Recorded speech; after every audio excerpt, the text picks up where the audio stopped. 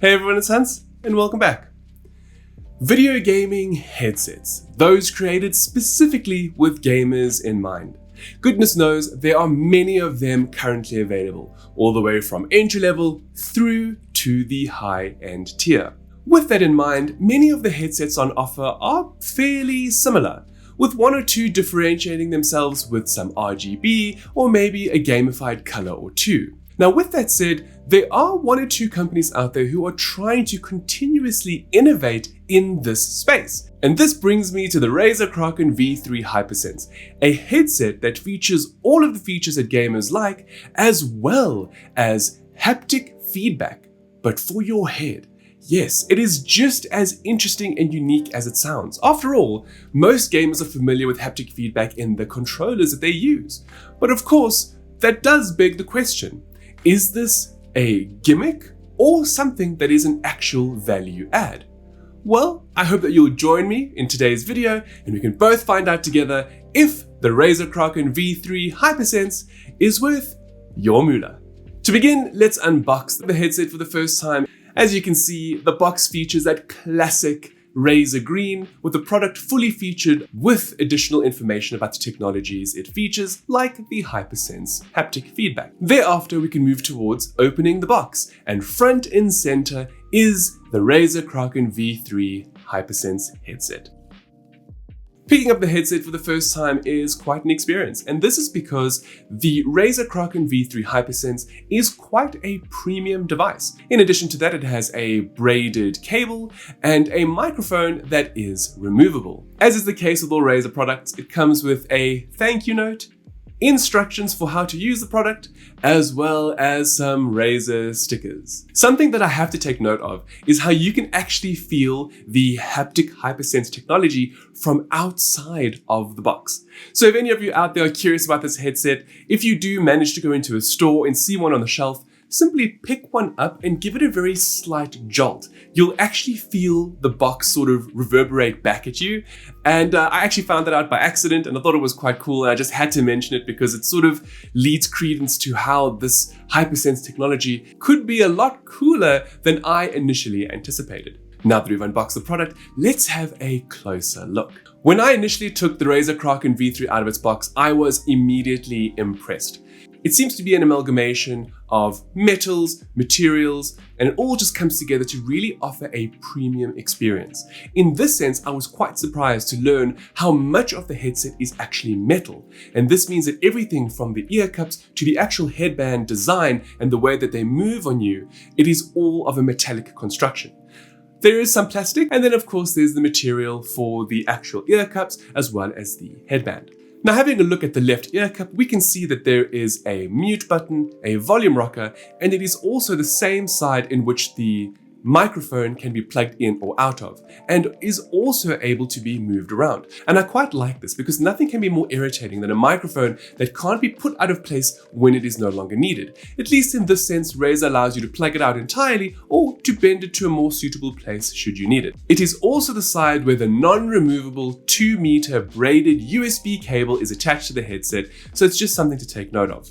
On the right ear cup, we only have one single button, and that is for the haptic feedback control. In this sense, there are 4 options. There is off, and then 3 levels of haptic feedback from low, medium, and high. And it's quite nice that this is actually on the headset because it means that when you want to feel the vibrations, you can immediately turn it on or turn them off or just adjust how heavy they may feel without needing to go into the Razer Synapse software. In terms of overall comfort, the Razer Kraken V3 Hypersense really nails it on the head. Razer, you've done a great job here. The ear cups are incredibly comfortable, and so is the band. So much so that there were times where I forgot that the headset was well over 340 grams in terms of weight, which is definitely on the heavier side of things.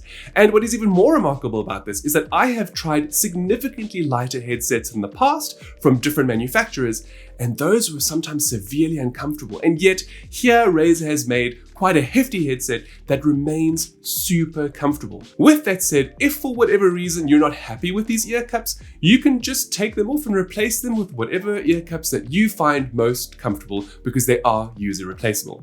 In terms of durability, I did do a bend test, and I'm happy to report that the Razer Kraken V3 Hypersense does appear to have enough leeway to not have to worry about this headset being damaged should it fall or bump or get squashed in whatever backpack you may be using it in. And I'm happy to say that the Razer Kraken V3 Hypersense feels wonderful whether you have the need for spectacles or not. Overall, this headset really feels very premium, and it is in stark comparison to the original Razer Kraken X that I reviewed several years ago. And I guess that stands to reason. That initial headset was very much an entry-level one, whereas this one seems to be a little bit more mid-tier to high-tier. After all, it is priced at $130 or 2,500 Rand. So it's good to see that Razer really have taken care of the user's comfort as well as the durability of the headset for a very reasonable price point, which is great because it definitely gives you that value for money feeling. But of course, design will only take you so far.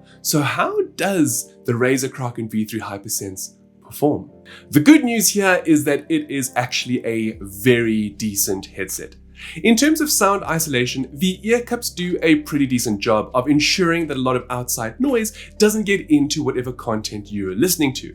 It's not incredible by any means, but it does do a better job over headsets that feature ear cups that are primarily material versus the pleather that Razer is using. In terms of the microphone, it is nice that it can be unplugged and bent, and in terms of the mic's overall performance, it could be better, but it's decent enough. Here's a clip of what it sounds like. So this is what the audio sounds like on the Razer Kraken V3 Hypersense headset. As you can hear, it's not the cleanest, but it is serviceable and decent enough for most online video games.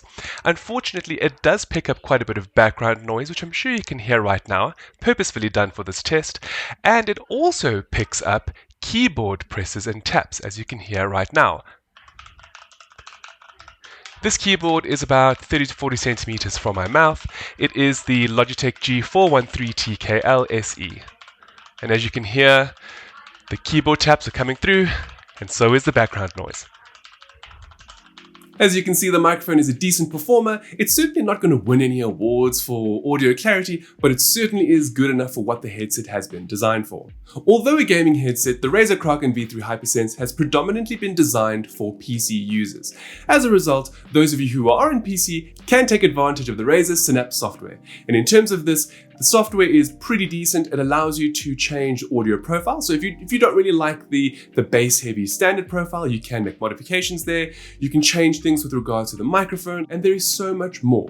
Most importantly is probably the ability to control the RGB on the headset, because it does have that capability. So whether you'd like the lights to pulse or to flicker through a variety of colors, all of those options are available through Synapse. In terms of the sound performance, this headset features the Razer TrueForce titanium 50mm drivers, and they are fantastic. It is one of the first times we have taken a headset out of the box and without any tuning, just plugged in and used it and actually enjoyed the sound profile.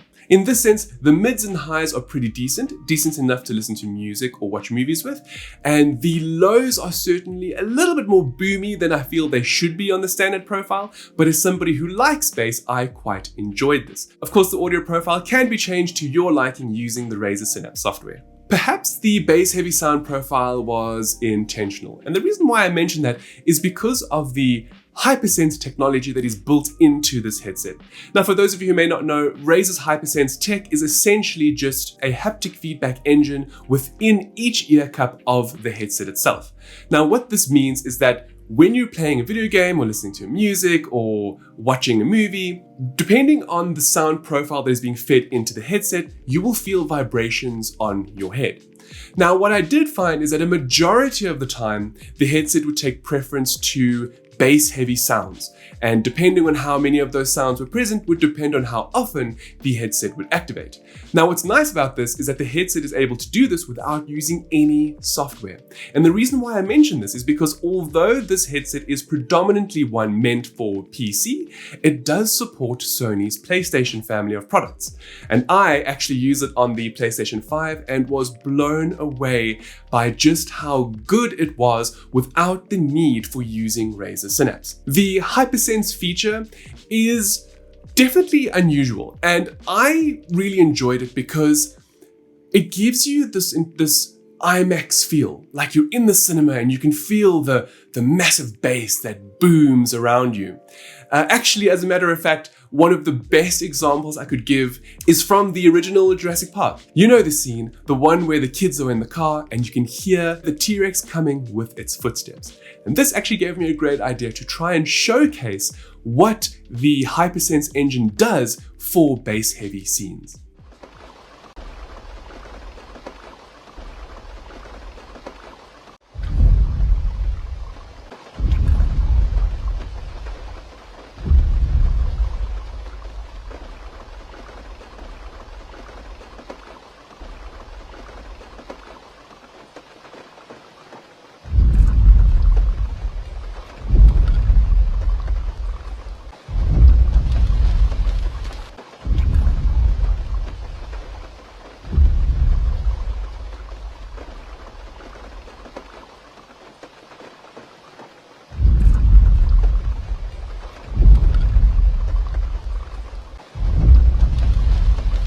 So what did you think of that? You can actually see the water vibrating courtesy of the haptic feedback.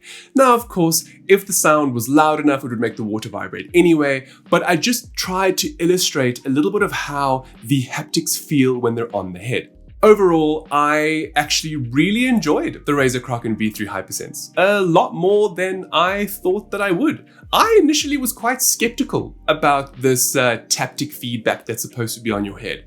I thought, oh, what a gimmick. Like, how is that really going to make much of a difference?